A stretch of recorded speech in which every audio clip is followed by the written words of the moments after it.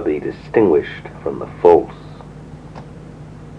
Many a time he observed, "He who is destined to be made manifest after me is a pure lineage, of illustrious descent, of the seed of Fatimeh. He is of medium height and is free from bodily deficiency."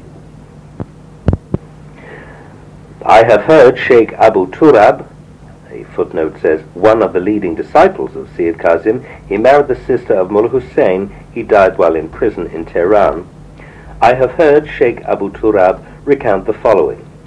I, together with a number of the disciples of Sayyid Kazim, regarded the allusion to these deficiencies from which the Sayyid declared the promised one to be free as specifically directed towards 3 individuals among our fellow disciples. We even designated them by such appellations as indicated their bodily defects. One of them was Haji Mirza Karim Khan. A footnote says, the Bab wrote to Haji Muhammad Karim Khan and invited him to acknowledge his authority. This the latter not only entirely refused to do, but further wrote a treatise against the Bab and his doctrines. Page 910. At least 2 such treatises were written by Haji Muhammad Karim Khan. One of them was composed at a later date than this, probably after the Bab's death, at the special request of Naziruddin Shah.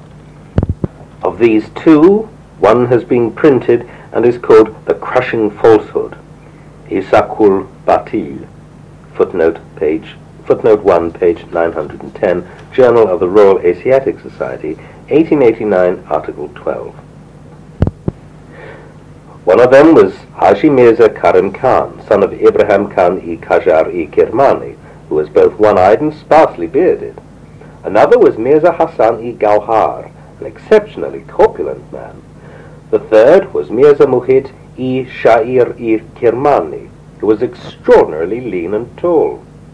We felt convinced that these were none other than those to whom the Sayyid constantly alluded as those vain and faithless people who would eventually reveal their real selves and betray their ingratitude and folly.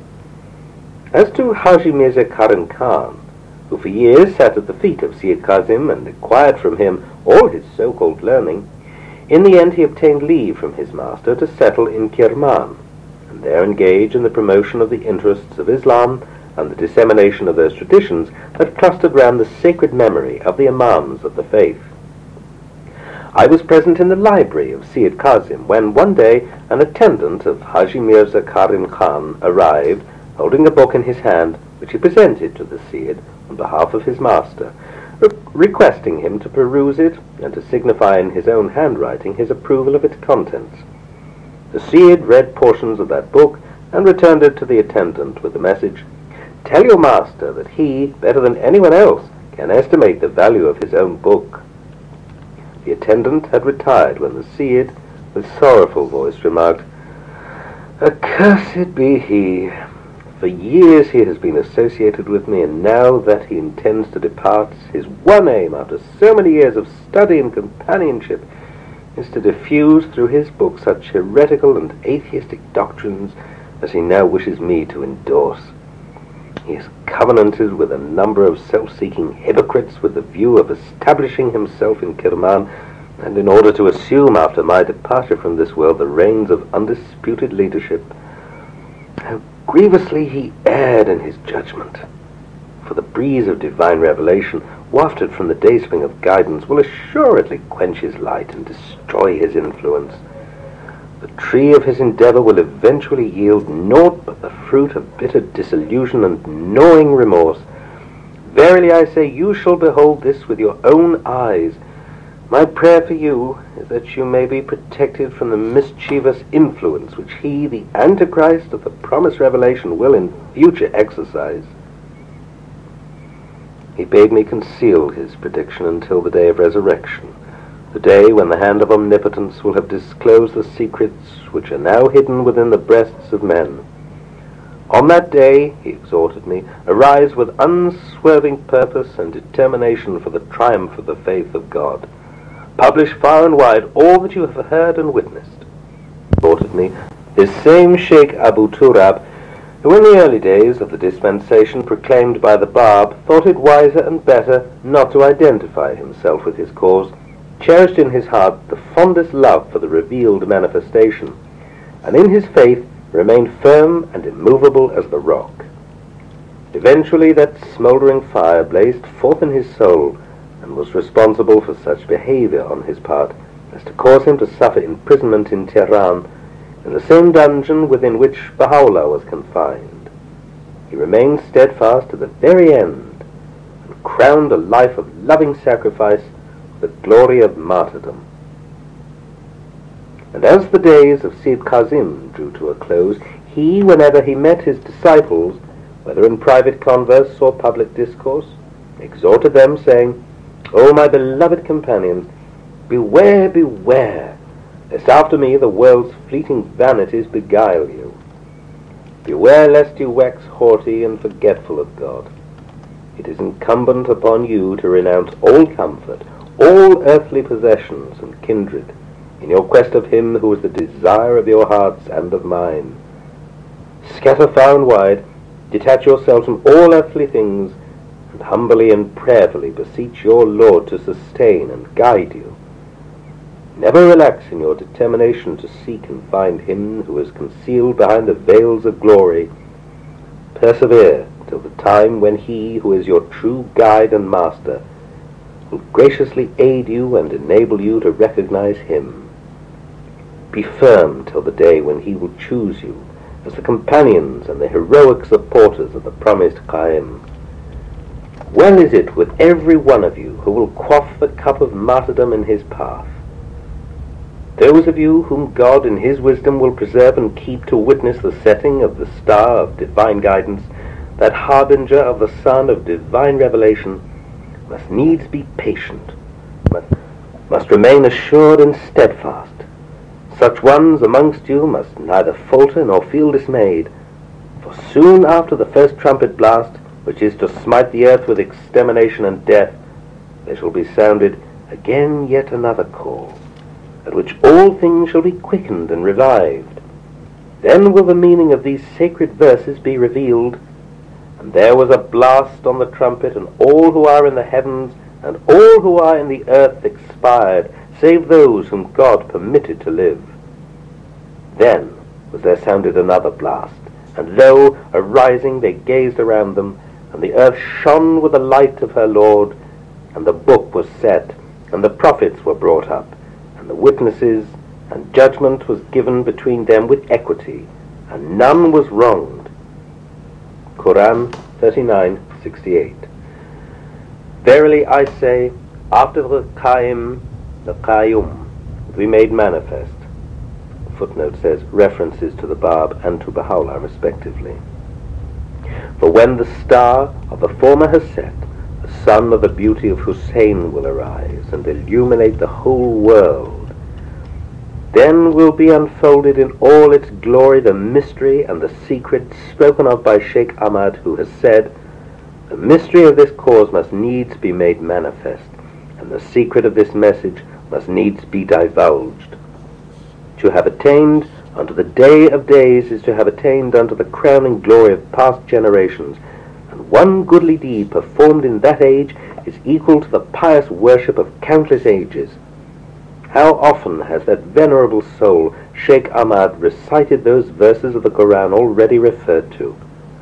What stress he laid upon their significance as foreshadowing the advent of those twin revelations which are to follow each other in rapid succession, and each of which is destined to suffuse the world with all its glory. How many times did he exclaim, well is it with him who will recognize their significance and behold their splendor. How often, addressing me, did he remark, neither of us shall live to gaze upon their effulgent glory, but many of the faithful among your disciples shall witness the day which we, alas, can never hope to behold. Oh, my beloved companions, how great, how very great is this cause! How exalted the station to which I summon you, how great the mission for which I have trained and prepared you. Gird up the loins of endeavor and fix your gaze upon his promise. I pray to God graciously to assist you to weather the storms of tests and trials which must needs beset you, to enable you to emerge unscathed and triumphant from their midst, and to lead you to your high destiny. Every year, in the month of Zil-Qa'dah, the Seyyid would proceed from Karbala to Qazimain in order to visit the shrines of the Imams. The footnote says, the tombs of the two Qazims, the 7th Imam Musa Qazim and the 9th Imam Muhammad Taqi, about 3 miles north of Baghdad. Around them has grown up a considerable town inhabited chiefly by Persians known as Qazimain. He would return to Karbala in time to visit, on the day of Arafi, the shrine of the Imam Hussein.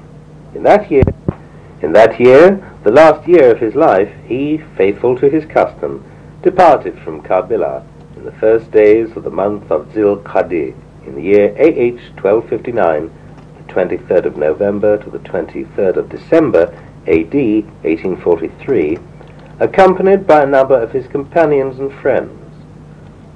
On the 4th day of that month he arrived at the Masjid-i-Baratha, situated on the highway between Baghdad and Qazimain, in time to offer up his noonday prayer. He bade the muezzin summon the faithful to gather and pray. Standing beneath the shade of a palm which faced the masjid, he joined the congregation and had just concluded his devotions when an Arab suddenly appeared, approached the Seyyid and embraced him. 3 days ago, he said, I was shepherding my flock in this adjoining pasture when sleep suddenly fell upon me. In my dream I saw Muhammad, the apostle of God, who addressed me in these words, Give ear, O shepherd, to my words, and treasure them within your heart, for these words of mine are the trust of God which I commit to your keeping. If you be faithful to them, great will be your reward. If you neglect them, grievous retribution will befall you. Hear me. This is the trust with which I charge you.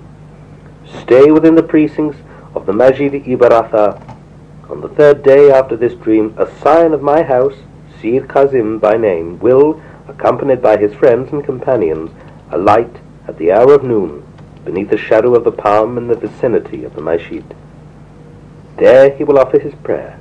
As soon as your eyes fall upon him, seek his presence and convey to him my loving greetings. Tell him, from me, rejoice, for the hour of your departure is at hand. When you shall have performed your visits in Qazimain and shall have returned to Karbala, there 3 days after your return, on the day of Arafi, the 31st of December AD 1843, you will wing your flight to me. Soon after shall he who is the truth be made manifest. Then shall the world be illuminated by the light of his face. A smile wreathed the countenance of Seyyid Qazim upon the completion of the description of the dream related by that shepherd. He said, Of the truth of the dream which you have dreamt there is no doubt. His companions were sorely grieved. Turning to them, he said, Is not your love for me for the sake of that true one whose advent we all await?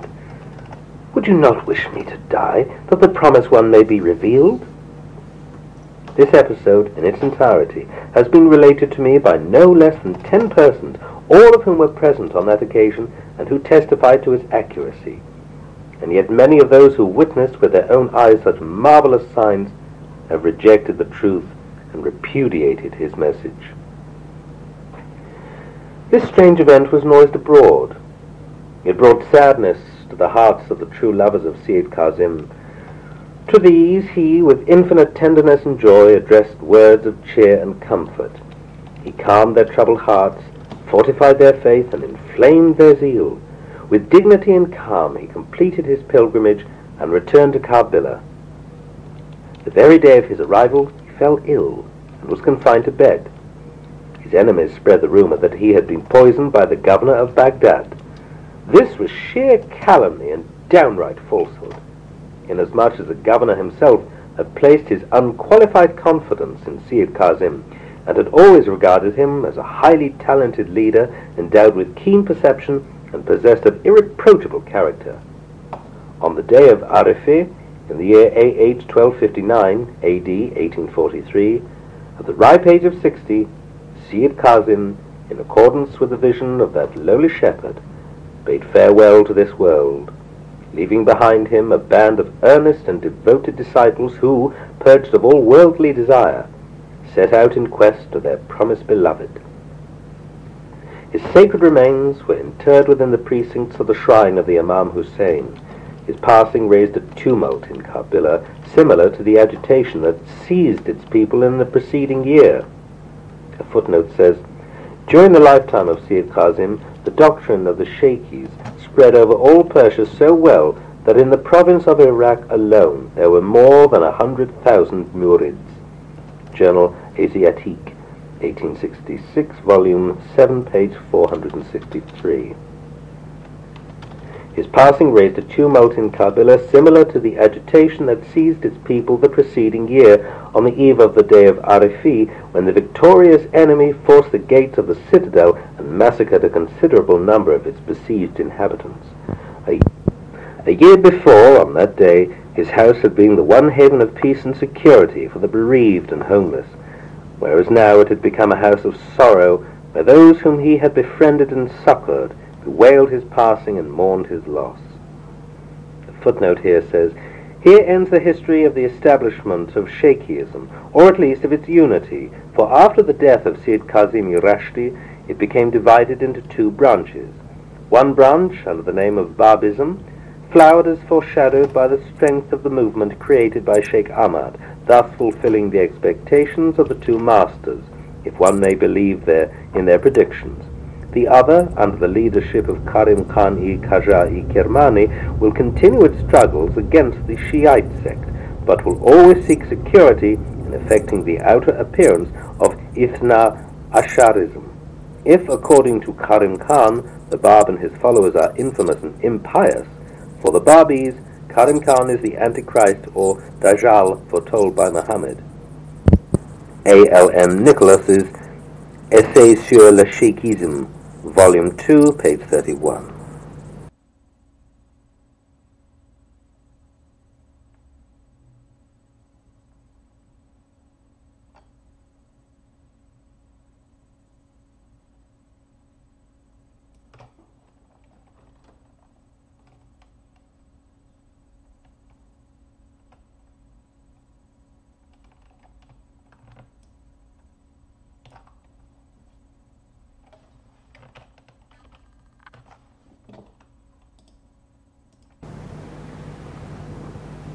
Part 2.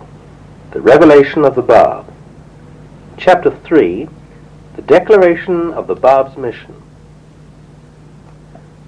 The death of Sayyid Kazim was the signal for renewed activity on the part of his enemies. The thirst for leadership, and emboldened by his removal and the consequent dismay of his followers, they reasserted their claims and prepared to realize their ambitions.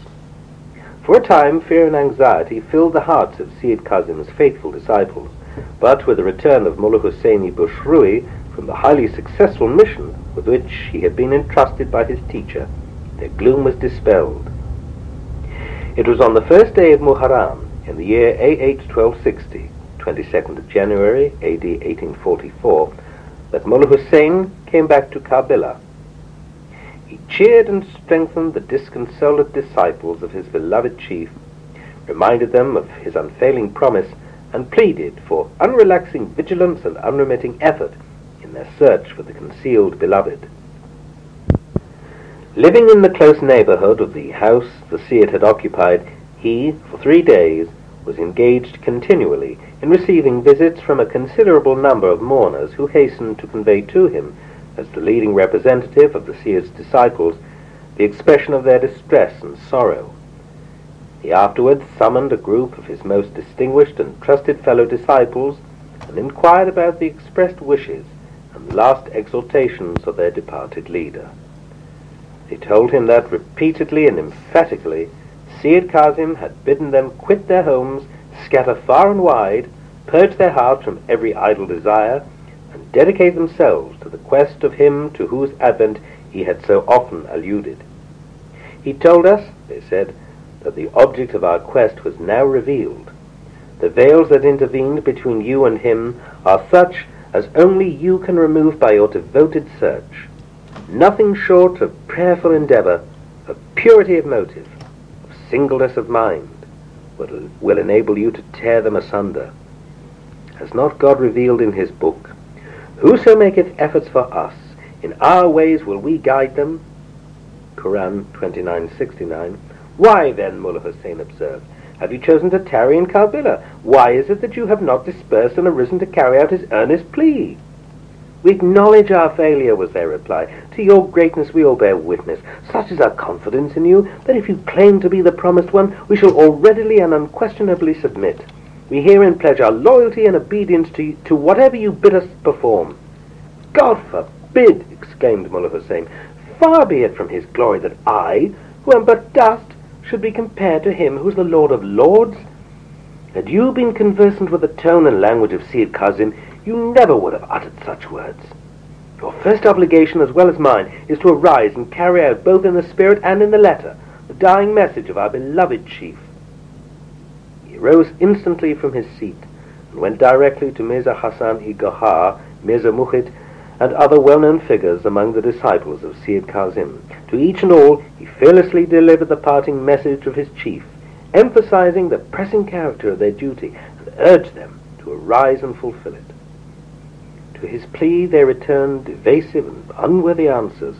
"Our enemies," one of them remarked, "are many and powerful. We must remain in this city and guard the vacant seat of our departed chief." Another observed, "It is incumbent upon me to stay and care for the children whom the Syed has left behind." Mullah Hussein immediately recognized the futility of his efforts. Realizing the degree of their folly and blindness and ingratitude, he spoke to them no more. He retired, leaving them to their idle pursuits. As the year 1260, the year that witnessed the birth of the promised revelation, had just dawned upon the world, it would not seem inappropriate at this juncture to digress from our theme and to mention certain traditions of Muhammad and of the Imams of the faith which bear specific reference to that year. Imam Jafar, son of Muhammad, when questioned concerning the year in which the Qayyim was to be made manifest, replied as follows: "Verily, in the year 1260 his cause shall be revealed, and his name shall be noised abroad." In the works of the learned and far-famed Muhyiddin-i-Arabi, many references are to be found regarding both the year of the Advent and the name of the promised manifestation. Among them are the following: "The ministers and upholders of his faith shall be of the people of Persia. In his name, the name of the guardian, Ali, precedeth that of the prophet, Muhammad. The year of his revelation is identical with half of that number which is divisible by 9, 2520.